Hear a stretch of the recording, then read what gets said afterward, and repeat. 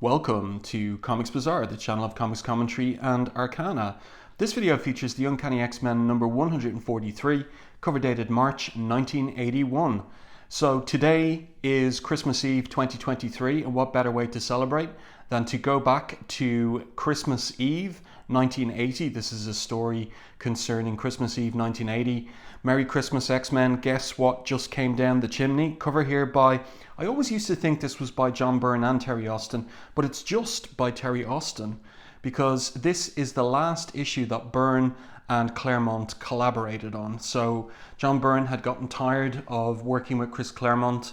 In particular, he was tired of Claremont overriding and in Byrne's view, wrongly overriding his plots.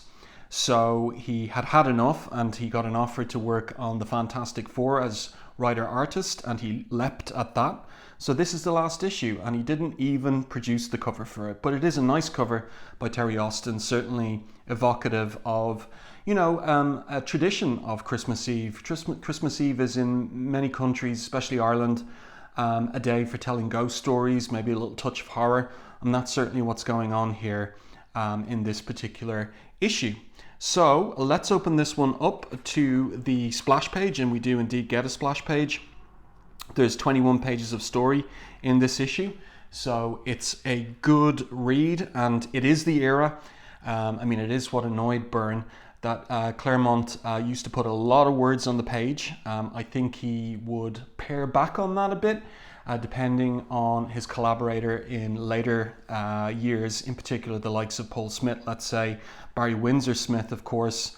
He would pull back on the scripting, but in this issue there's a lot of words on the page. But it's a great story, and it opens with this fantastic splash of Storm being attacked by the Angari demons. So they were last seen in an issue of the title a few years previously, number 96, and she's been attacked by them here. And let's continue. This is a great double page spread here. I'm going to spend a little bit of time talking about this. So this is kind of going back to a scene that was drawn previously by Dave Cockrum. So Byrne putting his stamp on the same scene and doing a fantastic job on Storm battling those demons and realizing that they're insubstantial, that the cairn is actually the source of the eldritch power. She's being dragged into it there in that particular panel, but she uses her weather powers and a terror born of subconscious racial memories of the Angari exploding around her, shattering the cairn. At the same instant, the thing spawned by that cairn simply ceases to exist. Fantastic anchor image there. But really, what is the most fascinating piece of work by Byrne on this page is this series of 7 panels across the bottom. And a storm flies off, and we get a little footnote there by Louise Simonson for details of the particular story, see all the way back to number 96. The year passes. So what Byrne has done here is he has got a landscape scene. It is continuous across the page, but because the seasons are changing from autumn to winter to spring to autumn to winter again, it's the little details, like for example, this tree here goes bare in the winter. This deciduous tree goes bare in the winter. We've got these flower petals flowing in the wind in the spring, and also the bird chirping there, and a couple of little crotchets even written in there by either Byrne or Tom Orzechowski. Really, really nice work. We've got the autumn leaves there and the autumn colours from Glynis Oliver, and then the snow again. I just love this, and I love even also the inking technique from Terry Austin here on the dark, as it turns out this is Christmas Eve night scape. Just brilliant work on this page from a team that had been working together for around 3 years, and that was working in perfect synergy at this point. And so it's such a pity, of course, that Byrne couldn't get along with Claremont and headed off in a huff, but also with the carrot of having creative carte blanche on the Fantastic Four as writer-artist. So that's quite the draw as well. So it turns out, like Professor X thought that was the end of the Angari, But it turns out he was wrong, as this monstrous figure escapes from the ruins of the cairn on Christmas Eve 1980. So, and this is something I always enjoy from Claremont, and that is, like, Byrne here has drawn this story of these two young lovers on Christmas Eve heading out into the countryside to cut a little Christmas tree for their apartment. They're very much in love, and Claremont gives them names as well, Douglas and Ellie. And you know, you get to know and feel for them in the space of only a few panels on the page. Like, that's difficult to do, and Claremont always excelled at that. So poor Douglas here is grabbed by the Inari Demon, and that is a fantastic panel there, with the blood red full moon in the background. Great colours from Glynis Oliver, evoking the nighttime, and as I said, that blood red moon, or is it the sun setting? And just the horror of this demon, obviously designed on in homage to H.R. Geiger's Alien design. That film was released in 1979, so very much on the mind of both Byrne and Claremont in this particular issue. And then we see the Angari demon feasting on the bodies of his victims, and Claremont makes plain that when the killing is done, the Angari feeds on both body and soul. These victims are but the first ellipsis of many. Okay, so foreboding prologue to this particular issue. And then we're in the present. It's Christmas Eve. The title of the story is Demon, and our creative team is here: Chris Claremont and John Byrne, writer, co-plotters and penciler. Terry Austin inker, Tom Orzechowski letterer, Glynis Wine colorist. So that was the dream team at the end of the 70s and early 80s, the team that produced the seminal X-Men stories, Dark Phoenix Saga and Days of Future Past, of course. So great top-down angle. This is really Byrne in top form in this issue, on Kitty Pryde, who's got an hour of study with the professor, even though it's Christmas Eve. And she is learning about the ignition procedure for the Blackbird. So she's bored, master switch on, brakes locked, throttles to, and Angel appears in his costume. And he says to the professor, the car is ready, it's getting late. So where's the professor off to? Well, we don't get that information until much later in the issue. So this is a really well told story, holding us in suspense in relation to this aspect of the professor and the others leaving. So Angel's got a date himself as well. And let's see, Wolverine also has got a date, and he's here introducing his lady, as he said, his lady. I like the way that Orzechowski has lettered the in small case letters, and then we go back into our capital letters for the rest of the dialogue. So he introduces Mariko for the first time to the professor. And Mariko greets the professor respectfully in Japanese. Good evening, Professor, she then says in English. I'm pleased to meet you. As am I, Miss Yoshida, says the professor. A lot of work in just this one panel, with the wheelchair, with the carpet on the floor, with the door behind them, with the picture on the wall, the height differential between Mariko, Wolverine, and the huge figure of Peter Rasputin in the background, towering over the pair, and then Kitty Pryde here in the foreground, wheeling the professor in his wheelchair, and then Kurt pops out of nowhere with mistletoe, and he gives Mariko a peck on the cheek, and Wolverine absolutely goes bananas. Back off, Elf. He shouts, what do you think you're doing? Mariko's my lady. So Elf, Nightcrawler, bamps out of there, and Colossus armors up and grabs Wolverine, because Wolverine's popped his claws, and he's lashing out at his comrade, Nightcrawler. Wolverine, what do you think you're doing? Kurt is our friend. So the professor uses his telepathy to calm Wolverine down. Says to him, Kurt meant no harm. You know that. His was an innocent Christmas greeting, not some enemy's attack. So this Wolverine still has a short temper, and he says here, I'm obliged, Charlie. Your telepathic mind touch did the trick. I'm calm now. Everything's cool. Misfit, Kurt, I'm sorry. I lost my head. I guess the old ways, the old habits die a lot harder than we figured. So he heads off with Mariko. She doesn't have anything to say. That's interesting. Too polite, I suppose. But she might have words with Wolverine afterwards, I can imagine. Then Kitty picks up the mistletoe and gives Colossus a surprise peck on the cheek and says to him, "Merry Christmas, sexy." So that catches him by surprise. He's blushing there. And Nightcrawler, who's a mischievous little devil, says, "Good thing to Kitty, you only kissed him on the cheek. Kitten anywhere else, and he might have probably dropped dead from shock." So then Storm arrives, and she's very elegantly dressed. She's heading out with the Professor as well. Just look at this little panel here. We've got a top-down angle.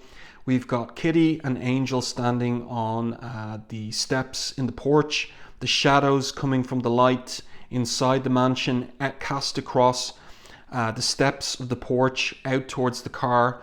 We've got the car doors open, held open by Storm there.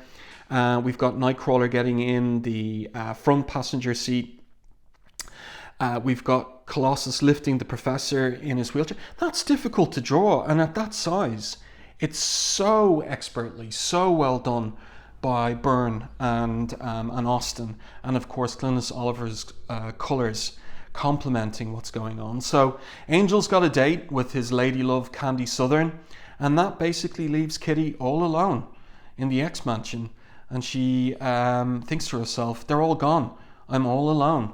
So home alone on Christmas Eve. Now, of course, Kitty's Jewish, and we will have reference to that. She says to herself in her own thought bubble here, "I've never spent Hanukkah away from home before. I wonder how Mom and Dad are doing." And of course, Kitty's parents are separated as well. And she says, "I know, I'll call them. It's funny, sometimes I don't miss them at all. Sometimes I do." No answer. And then the phone rings. She thinks it's her mother and father, but it's Scott Summers. Now, Scott left the X-Men at the end of 138 after the funeral service for Jean Grey, his girlfriend, of course. Just look at the detail in this particular panel and the colour hold here on the starry night in the background as well. Now, it turns out he's in Florida and he's on a harbour side here. So this is a fishing boat in the background. The level of detail on that is just stunning. And we've got this little public phone kiosk as well. So he remembers Kitty and he says, "No one's home but you, I see. Well, give everyone my love. Wish them a Merry Christmas." So that's what he's rung for, to wish the X-Men a Merry Christmas and tell them I'll try to phone again tomorrow. Bye, Kitty. Take care. And then he thinks to himself, poor kid, she sounded really lonely. I know the feeling. I had too many Christmases like that growing up in the orphanage. So great characterization there from Claremont. Alert to Scott Summers' lonely childhood in the Nebraska orphanage. Why'd the others leave her though? That's not like the X-Men at all. And that is what you would be thinking. Like, where are they off to? We don't have an explanation of that yet, but we will find out at the end of the issue. And then he's there and he calls out to a sailor on board on the deck of the ship. "Excuse me, I'm looking for Lee Forrester, captain of the Arcadia. I was told he was hiring crew." But it's a Chris Claremont comic, so he turns out to be a she. Lee Forrester, Elitis, to her relatives. So Scott here bumbling, "You're a girl. Care to try again, sport?" She throws back at him, and then he's apologetic. Apology accepted.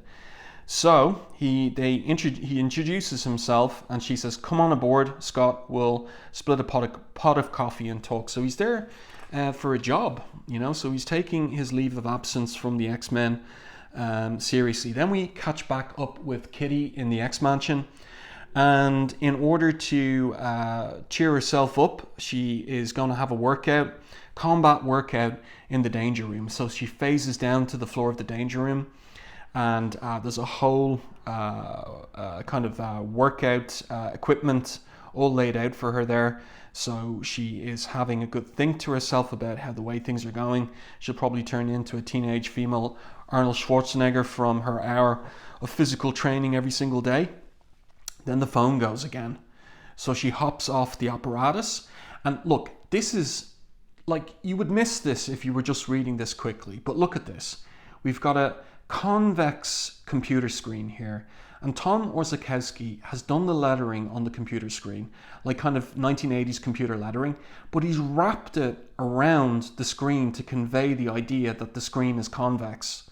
That's a stunning level of attention to detail. So there's an intruder in Zone 4, which is Storm's attic.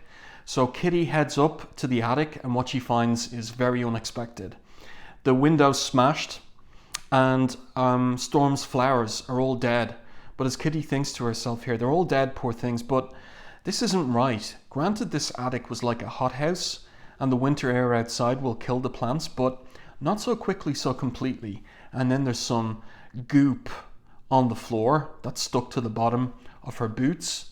So what's going on, eh? Well, let's turn the page, and boom, anchor image. The Inari Demon has broken in to the X Mansion, and there we get a really good look at its the design of this creature and the degree to which it recalls H.R. Geiger's Alien design, but with some little twists and changes from John Byrne. So Kitty here aghast, and obviously this image is the inspiration for the cover as well. The demon lashes out at her, she ducks, and it comes right through the floor, the ceiling. So Kitty is on the run now, and of course there's nobody in the X-Mansion to help her, and she's only a 13-year-old girl. She's just joined the X-Men, and how's she going to get out of this one? Is she going to survive it, or what? So the demon's after her. Great storytelling on these pages from Byrne. Just look at that shot of the outstretched hands, the claws coming through the wall. And then this is a great panel here where we get to see like a side view, a cutaway view of the X-Mansion, and the demon just going through the walls after Kitty, as she phases through the walls into a bedroom there and down into the basement. So she thinks to herself, she's going to phase through the stairs into the storage closet underneath in the basement. And she hopes her scent will simply disappear in midair. Even Wolverine's super sensitive nose would have a hard time picking me out of all the other odors in here. So Kitty using her brain in order to evade the demon. I really like this detail of the shadow on the demon, on the wall with its outstretched hand. That's really nicely done. Thought out by Byrne.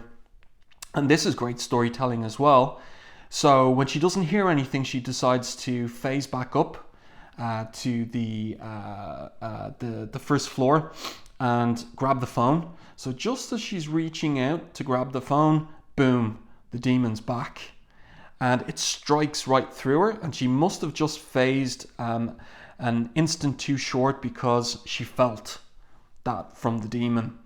She managed to phase the instant before it hit her, she thinks, but its attack still hurt. And she's never felt such agony, and her right arm's numb, frozen, useless. So she's in more and more deeper and deeper trouble as the story continues.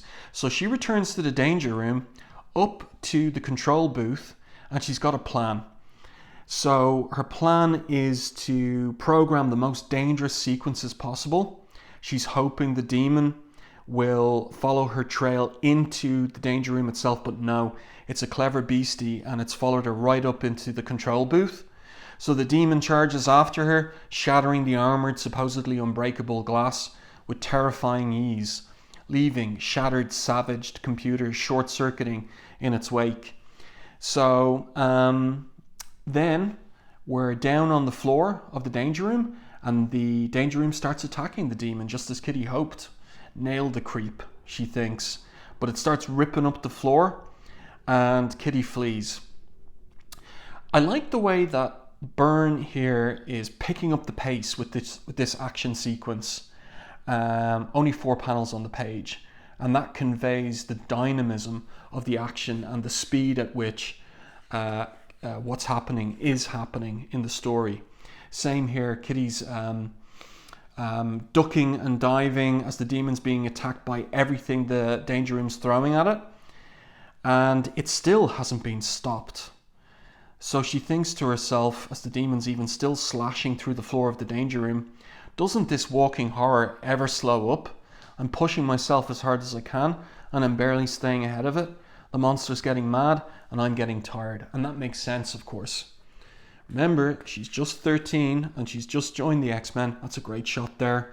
And she thinks, I don't believe it. This monster's wrecked the Danger Room, but was it hurt in the process? I don't know. It's so hard to tell. The monster's screaming, but is that pain or rage or something completely different? So this creature is so alien. It's got no language, nothing. It just wants to kill her and feed on her. So she's getting really worried now at this point. I can't afford another mistake. I've no more margin for error. If I foul up again, if I guess wrong, I'm dead. So this is getting deadly. So she makes her way to the Blackbird hangar under the X-Mansion. And she's got a plan. In the Danger Room, it almost caught me, she thinks. But fire forced it away. Is it vulnerable to intense heat? Too bad I don't have some king-sized flamethrowers handy. And remember how Storm killed the Angari demons at the beginning of this particular story, the flashback in the prologue? She unleashed her lightning at them, so they are vulnerable to fire. They used them to fight the monster in that movie.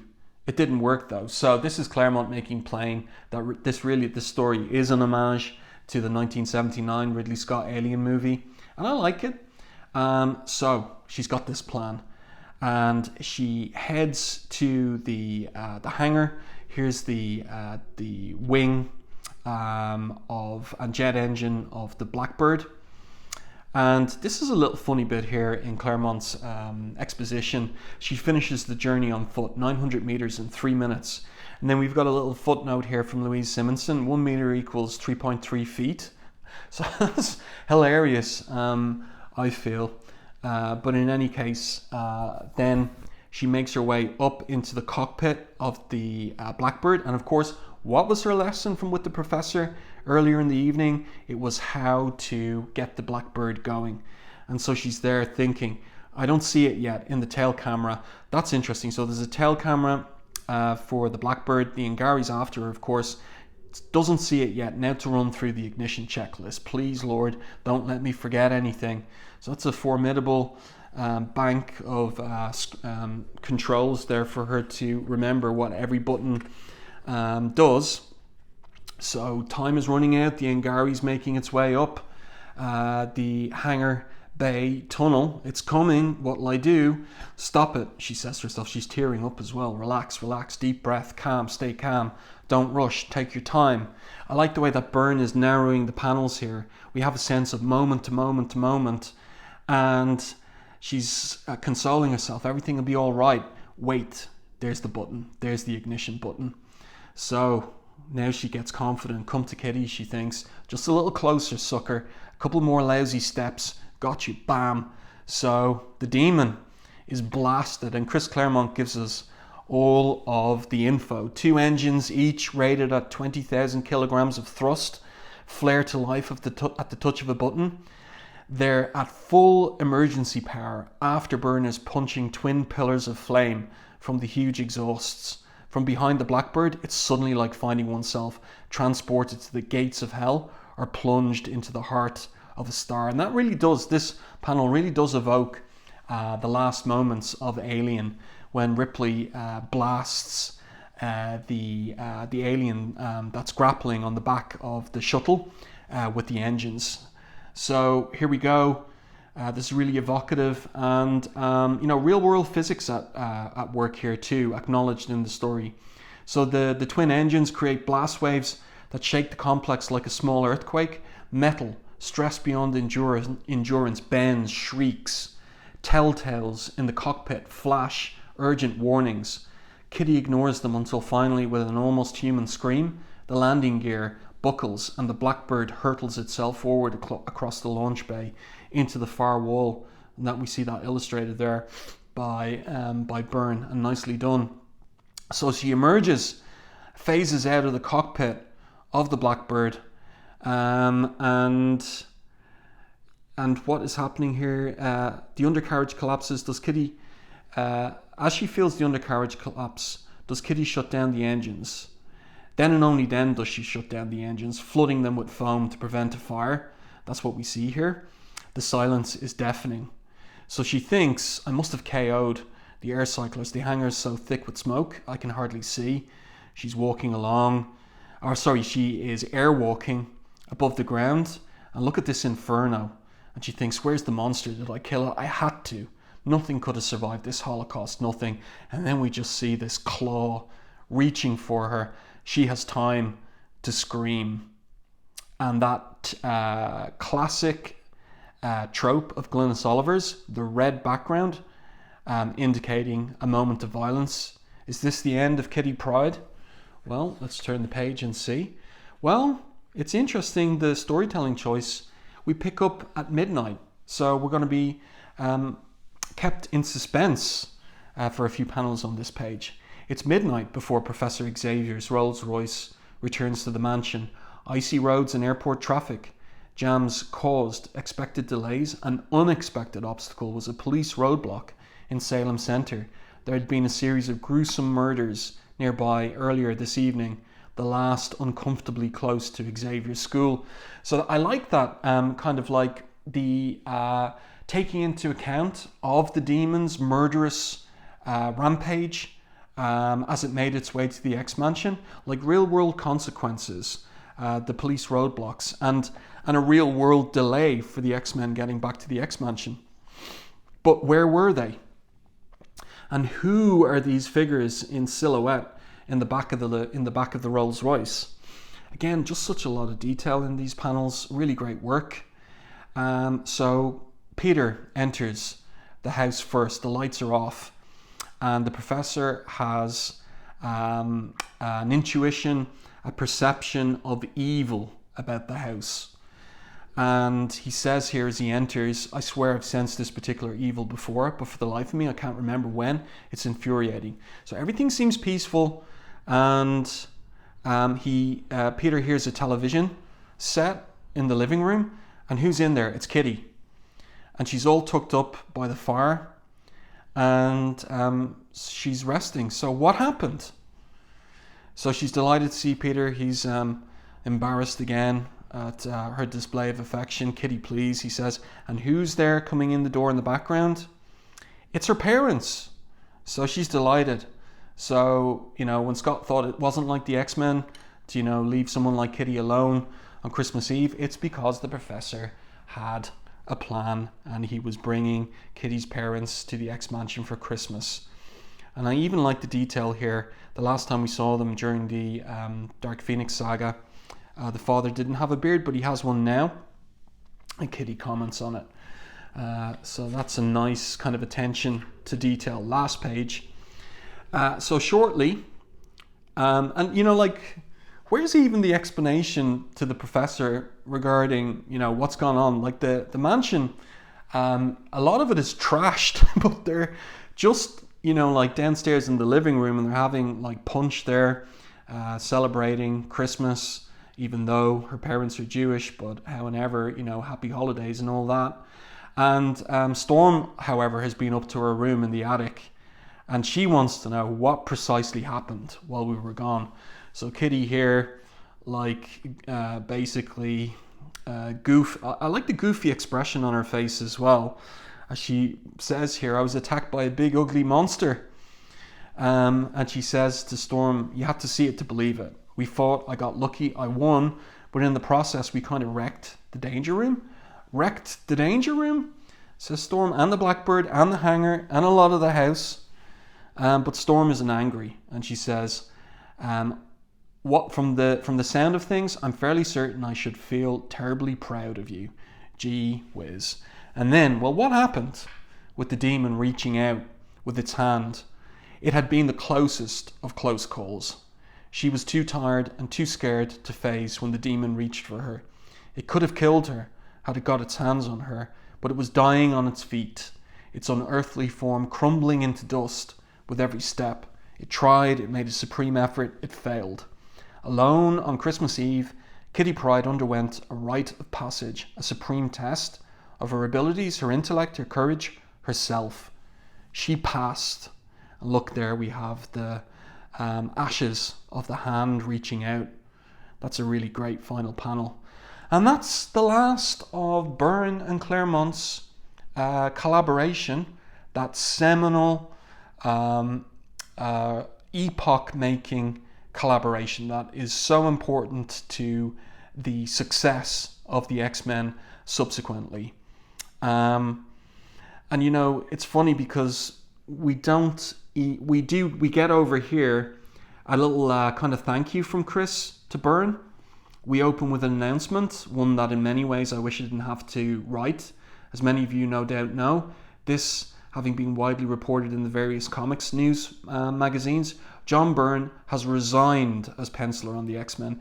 Now, he's co-plotter as well, Chris, don't forget. So Claremont not mentioning the co-plotting there. This is his last issue. It is also Terry Austin's last issue as inker on the book. In all my years as a writer, I've never worked with as good a creative team, as nice a pair of people as John and Terry. Together, they reached Olympian levels of artistic quality and consistency. They will be missed. That's the sad news. Now for the good stuff. After next issue's superlative interim art job by Brent Anderson, one of the finest young pencilers working in comics today, the penciling reins will be returned to the man who co-created the new X-Men in the first place, Dave Cockrum. So, you know, out with the old, in with the new. But not exactly, you know, a full acknowledgement of Byrne's contribution there. So a little bit of, I don't know, edge to Byrne's departure, as I said earlier. But whatever about that, this is a great issue. He doesn't skimp on the work in this issue, either in terms of plot, storytelling, or the sheer amount of work on the pages. So really great work. And I feel a nice way to spend Christmas Eve reading a classic Christmas Eve story of the X-Men. I do hope that you enjoyed this review and commentary on Uncanny X-Men 143. Leave your comments below in the video on YouTube. And if you enjoyed my review, please like the video on YouTube. And if you haven't done so already, subscribe to the channel. Stay tuned for more content like this. And Merry Christmas, everyone.